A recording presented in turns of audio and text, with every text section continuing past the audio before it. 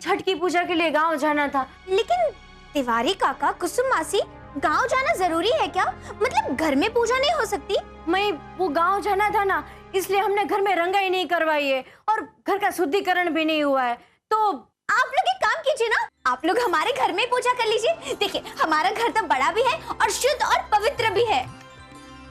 अच्छा कुसुम मासी, मैंने ये तो सुना है कि छठ पूजा बहुत बड़ा पर्व होता है, लेकिन इसे करने से क्या होता है? मैं अंधे को आंख मिलती है, बाजन को संतान, घर में सुख शांति समृद्धि, है ना? अरे हाँ मई, जो लाइलाज बीमारी जो कभी भी ठीक नहीं हुआ है, वो छठ मैया की कृपा से एकदम में ठीक हो जाता है। अच्छा मई, हम लोग चलते हैं। हाँ हाँ, जय अम्बे। जय अम्बे। हेलो, क्या हुआ नानी को?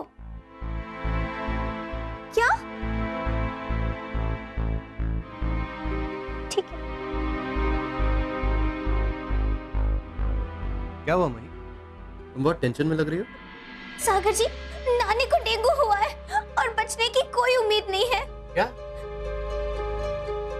अरे हाँ मई, जो लाइलाज बीमारी जो कभी भी ठीक नहीं हुआ है, वो छठ मैया की कृपा से एकदम में ठीक हो जाता है।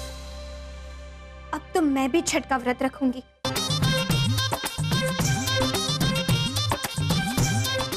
मही, मैं क्या सुन रही हूँ? तिवारी कह रहे हैं कि वो लोग छठ पूजा के लिए यहाँ आ रहे हैं। जी सासू माँ। अरे क्या जी सासू माँ? अरे इतना बड़ा फैसला लेने से पहले मुझे एक बार बताना तो चाहिए था मही। उसी दिन मेरे कितने इंपॉर्टेंट लोग आने वाले हैं यहाँ। सारी सासू माँ, गलती हो गई।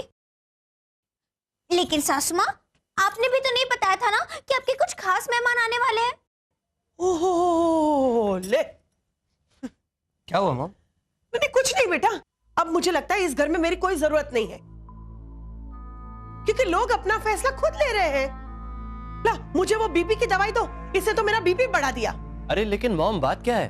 अरे एक तो तुम्हारी नानी का मुझे कितना टेंशन है सागर, उन्हें डेंगू हो गया है, वो सीरियस है, बचने के कोई आसार नहीं है, और ये मुझे छठ पूजा का टेंशन दे रही है। अरे मॉम, वही ये छठ पूजा का व्रत इसीलिए तो रख रही है ताकि नानी स्वस्थ रहें।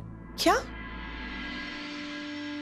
मही, तू छठ का व्रत रखेगी? हाँ सासू माँ, अगर छठ मैया की कृपा हुई तो नानी जी बहुत जल्द ठीक हो जाएगी। इतना कठिन व्रत तू नानी के लिए रखेगी? तूने तो मेरा दिल जीत लिया।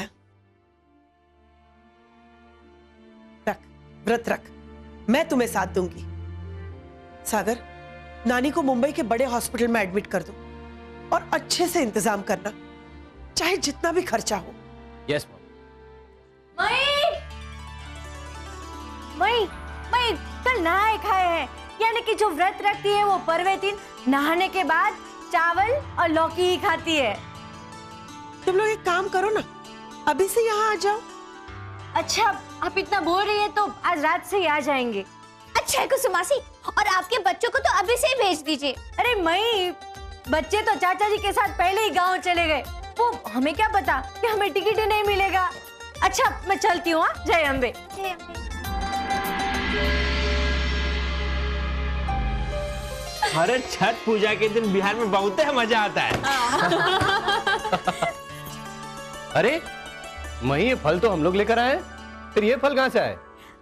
सागर जी, सासू माँ के कोई बिहारी जान पहचान वाले हैं ना, तो जब उन्हें पता चला कि हमारे घर पर छठ पूजा होने वाली है तो वो ये सूप देकर चले गए। सूप? ये सूप क्या होता है? अरे रोहित, तू कहाँ है? जो लोग किसी भी कारणवश छठ पूजा नहीं कर पाते हैं ना, वो लोग ये सूप उनके घर देते हैं जिनके घर छठ की पूजा होती है। अरे छठ मैया के सामने श्रद्धा का प्रतीक है भाई। हे, सरप्राइज! आ जाओ सब लोग।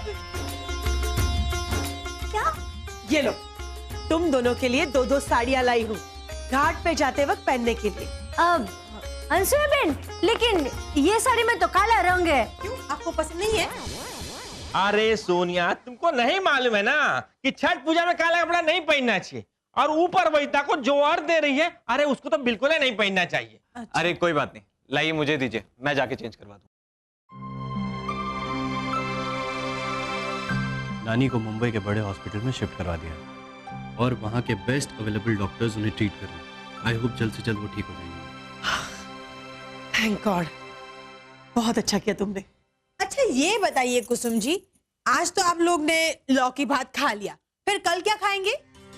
अरे कल परवैता पूरा दिन उपवास रखती है और शाम को आम के दातुन से मुंह धोने के बाद प्रसाद के रूप में खीर खाते हैं, जिसको क्या कहते जानती हो? खरना कहते हैं, खरना। हाँ तो हम लोग क्या खाएंगे? यूं तो हम लोग सब खीर ही खाएंगे, लेकिन इस पृथ्वी पे सोनिया जैसे अनेक प्राणी हैं जिनको हवा खा के जीना पड़ेगा। सोनिया को हवा? नहीं नहीं, मतलब भूखे पेट तो सोनिया मर ही जाएगी ना।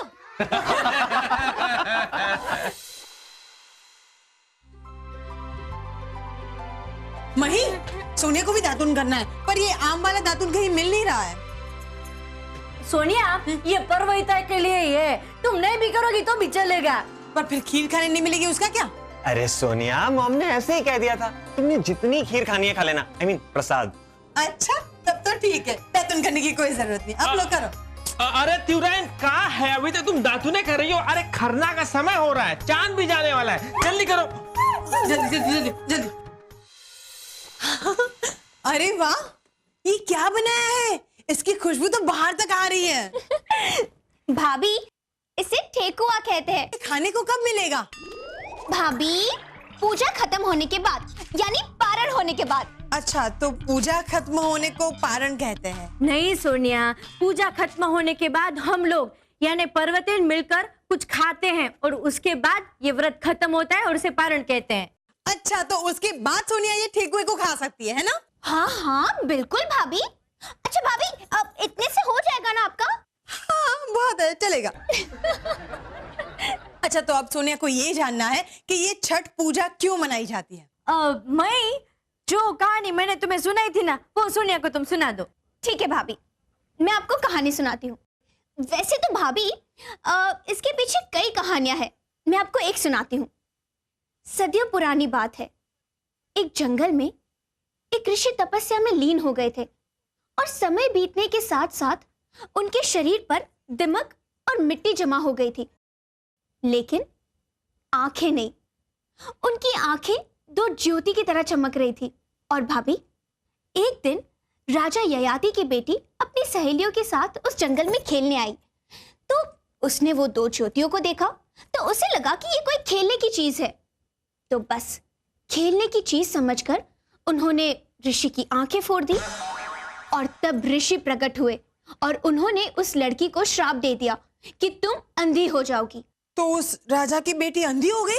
हाँ सोनिया, वो अंधी हो गई थी। फिर ये जानकर राजा मुनि के पास दौड़ कर गए। उन्हें हाथ पैर जोड़कर उनसे माफी मांगी और ये कहा कि उनकी बेटी की आंखें वापस आ जाए। और आंखें वापस मिल गई है ना? नहीं, ऋषि ने कहा कि मैं अपना श्राप वापस नहीं ले सकता, लेकिन अगर ये लड़की पूरी श्रद्धा और नियम के साथ छठ मैया का व्रत करे तो इसकी आंखें वापस आ सकती है। राजा ययाति की बेटी ने पूरी श्रद्धा से छठ मैया की पूजा की, उनका व्रत किया और उसकी आंखें वापस आ गई। और तभी से राजा के घर हर साल छठ मैया की पूजा होती है। अरे वाह, ये तो कमाल हो गया, मस्त। छठ के पीछे और भी कई कहानियां हैं। जैसे एक बार औरंगजेब बिहार के देव में देवर मंदिर नष्ट करने गया। भले ही उसमें ब्रह्मा विष्णु महेश की पूजा होती है, लेकिन फिर भी उसने कहा ये मंदिर मैं तभी नष्ट नहीं करूंगा जब इस मंदिर का दरवाजा पूरब से पश्चिम की तरफ हो जाएगा और तभी मैं छठ मैया की शक्ति को मान जाऊंगा। अच्छा, तो दरवाजा पूरब से पश्चिम की ओर हो गया? हाँ हाँ भाभी, अरे रातों रात मंदिर का दरवाजा पूरब से पश्चिम की ओर हो गया और ये देखकर औरंगजेब अचंभित रह गए। उन्हें लगा कि ये छठ मैया की कृपा है, तो बस उन्होंने मंदिर को ध्वस्त करने का विचार त्याग दिया। वाह, मस्त मस्त। हेलो ऑफिसर, हाँ आज छठ पूजा का दिन है तो सारे पर्वतन नंगे पांव घाट पे जाएंगे, तो वहां का रास्ता साफ हो गया है ना? Good, thank you. कैसी चल रही है आप लोगों की तैयारी? मस्त, एकदम मस्त मॉम। सासू माँ, नानी जी की तबीयत कैसी है अब? बेटा डॉक्टर्स हैं उनका ध्यान रखने के लिए और मेरे लोग भी वहां मौजूद हैं। तुम उसकी चिंता मत करो, तुम सिर्फ पूजा पे ध्यान दो। हेलो, हाँ भैया। हाँ छोटे, बोल। भैया हमने पता लगा लिया है, खबर पक्की है। अनसुया के घर छठ पूजा होने वाली है। हाँ, और भैया हमने तो ऐसा सुना है कि छठ पूजा में कुछ भी गड़बड़ी होने पर बहुत बुरा माना जाता है। तो भैया हमने क्या सोचा है, हम जो है वो अनसुया का परिवार जिस रास्ते से जा रहा होगा उसी रास्ते पर हम कांच बिछा देंगे। अरे भैया जरा सोचिए, अनसुया का परिवार नंगे पांव और उनके पांव में कांच के टुकड़े। आहा भैया, लगा रहे छोड़े, लगा रहे। जय हो भैया की। हाँ जी, हाँ भैया रखते हैं।